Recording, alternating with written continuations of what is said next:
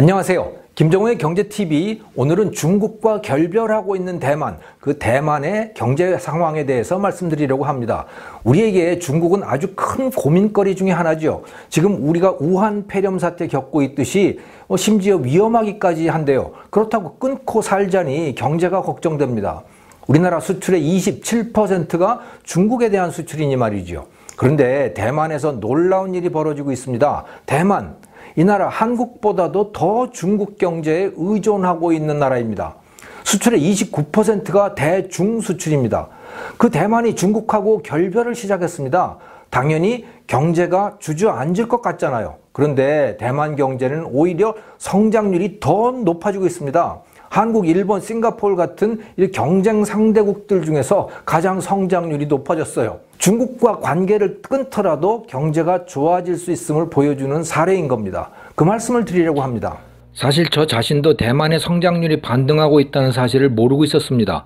그래서 지난 1월 8일자 영상, 즉 대만 총통 선거 직전에 올린 영상의 제목을 돈인가 주권인가로 달았습니다. 하지만 더 공부를 하면서 대만은 두 가지 모두를 얻고 있음을 알게 됐습니다. 따라서 1월 8일자 영상의 제목은 돈과 주권 모두를 얻고 있는 대만으로 바꾸는 것이 좋겠습니다. 착오를 일으켜 죄송합니다. 2018년 기준으로 해가지고 대만의 총 수출 중에서 중국에 대한 수출 비중은 28.8%입니다. 한국이 같은 기간 26.8%였는데요. 한국보다도 더 높아요. 그러니까 중국에 대한 수출이 가장 많은 나라 1, 2위가 바로 대만과 한국입니다. 근데 사실상 대만의 중국에 대한 수출은 40%라고 봐야 됩니다. 이 대만이 홍콩에 대한 수출이 한 12% 되거든요. 그거 결국은 중국 본토로 들어가는 거예요. 그러니까 그거 합치면 수출의 40%가 중국으로 간다. 이렇게 보시면 되는 거죠. 그러니까 대만 경제는 중국 경제와 거의 통합되다시피 한 겁니다. 그런데 그 대만의 국민들이 중국과 결별을 하겠다고 결정을 한 겁니다. 홍콩인의 자유가 중국 공산당으로부터 탄압받는 사태를 보면서 대만 국민들도 중국 공산당한테 나라를 맡겼다가는 이거 큰일 나겠다. 그러면서 결단을 내리게 된 거라고 보시면 됩니다. 시진핑은 당연히 펄쩍 뛰었죠. 중국 관광객 대만 방문하지 마 이렇게 금지 명령을 내렸고요. 또 대만을 무력 점령할 수 있다 이런 취지의 발언을 하기도 했습니다. 2019년 1월 2일 날 베이징 인민대회당에서 열린 대만 동포에게 고하는 글 발표 40주년 기념회, 행사 이름이 굉장히 긴데요. 이 행사에서 시진핑은 이런 발언을 했습니다. 대만은 중국의 일부분이고 양안 동포는 모두 중국인이다. 양안이라고 하는 것은 본토와 대만을 말하는 거죠. 우리는 평화 통일에 최선을 다하겠지만 무력 사용을 포기하겠다고 약속하지 않으며 이런 이야기를 합니다. 그러니까 무력 사용을 포기하지 않는다? 무력을 사용할 수 있다는 말인 거죠. 그러니까 군함과 탱크, 비행기 이런 것들을 동원을 해가지고 대만을 점령할 수 있다는 말인 겁니다. 살벌합니다. 그런데 이 중국 본토와의 결별에 대해서 대만 내에서도 많은 반대가 있어요. 경제가 나빠진다는 이유 때문입니다. 자, 그럼에도 불구하고 중국과 거리 두기를 밀고 나간 사람이 바로 민진당의 차이잉웬 총통입니다. 그렇게 한 지 거의 1년이 됐습니다. 그리고 나서 지난 1월, 얼마 안 됐죠? 총통 선거에서 이 차이 총통이 압승을 거둔 겁니다. 대만 유권자들이 중국과의 결별에 대해서 압도적인 지지를 보내게 된 거죠. 그렇기 때문에 대만은 앞으로 더욱더 중국과 관계를 단절해 나갈 것으로 보입니다. 그런데 말입니다. 놀라운 일이 벌어졌습니다. 중국과 결별을 하면 경제가 오히려 나빠져야 되잖아요. 그런데 실제 경제가 오히려 좋아지기 시작한 겁니다. 성장률이 그 사실을 보여주고 있습니다. 2019년 4분기, 즉 2019년 10월부터 12월까지 그 3개월 동안의 성장률이 대폭 높아진 겁니다. 3.4%로 나왔는데요. 이것은 아시아의 4마리 용 중에서 가장 높은 수치예요. 우리나라는 같은 기간 중에 2.2%였습니다. 근데 대만은 3.4%예요. 우리가 늘 대만보다 성장률이 높았었거든요. 대개는. 그런데 이제 오히려 이게 역전된 거죠. 네. 사실 중국과 거리를 떼기 시작하면서 대만이 잠시 동안 성장률이 추락했습니다. 2018년 후반부터 시작해가지고 3%대이던 성장률이 1%대로 추락을 했어요. 하지만 이 2, 4분기 때부터 서서히 상승하기 시작하더니요. 2019년 3, 4분기에는 2.99%, 그리고 4, 4분기에는 드디어 3%를 넘어서서 3.4%, 그 경쟁 국가들 사이에서 최고 수준의 성장률로 올라서게 된 겁니다. 중국과의 결별을 걱정했던 사람들은 대중 수출이 줄어들 것이다, 중국에 대한 수출이 줄어들 것이다, 이걸 걱정했던 거죠. 실제로 중국과 거리를 두면서 중국에 대한 수출은 감소했습니다. 2019년 10월을 예로 들을 경우에 중국에 대한 수출은 마이너스 32%, 그러니까 거의 3분의 1이 줄어들어 버렸어요.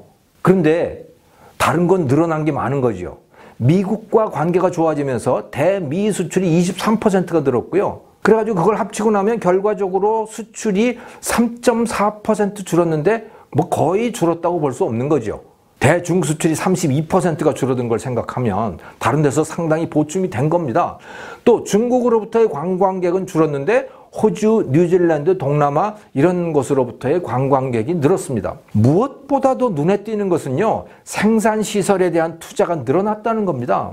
반도체 기업인 TSMC, 여러분 잘 아시죠? 삼성전자와 아주 막강한 라이벌 관계인 그 TSMC, 중국에다가 엄청난 공장을 두고 있었거든요. 그런데 그 TSMC가 대만으로 돌아오게 됩니다.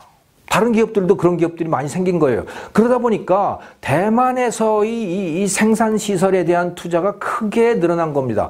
경제학 용어로는 그것을 고정자본 형성이라고 부르는데요. 그 항목입니다. 이 그래프에서 노란색으로 표시된 선, 이것이 고정자본 형성이거든요. 이게 2018년 후반부터 급상승하는 것을 볼 수 있죠. 투자가 늘었음을 보여주는 징표인 겁니다. 자, 중국에 대한 수출은 줄었는데도 이런 다른 것들이 합쳐져서 GDP 성장률을 오히려 높여놓은 거죠. 그래서 아시아에서 가장 잘 나가는 셈이 돼버린 거예요. 물론 이 대만의 새 정책, 즉 중국과의 결별 정책, 이것을 중국어로는 재평형 정책이라고 부르고 영어로는 리밸런싱이라고 부릅니다만은, 이 정책을 시작한 지 이제 1년 남짓 불과하니까 정말 효과가 어떻게 될지, 최종적인 효과가 어떻게 될지는 더 지켜봐야겠습니다만은 최소한 지금까지는 결과가 좋습니다. 경제만 그런 것이 아니고요. 정치적으로도 미국과 급격히 가까워지고 있습니다. 2018년에는 미국 의회에서 타이완 트래블 액트라고 하는 것이 제정이 됐습니다. 그래서 미국과 고위급 인사의 상호 방문 교환이 가능해졌어요.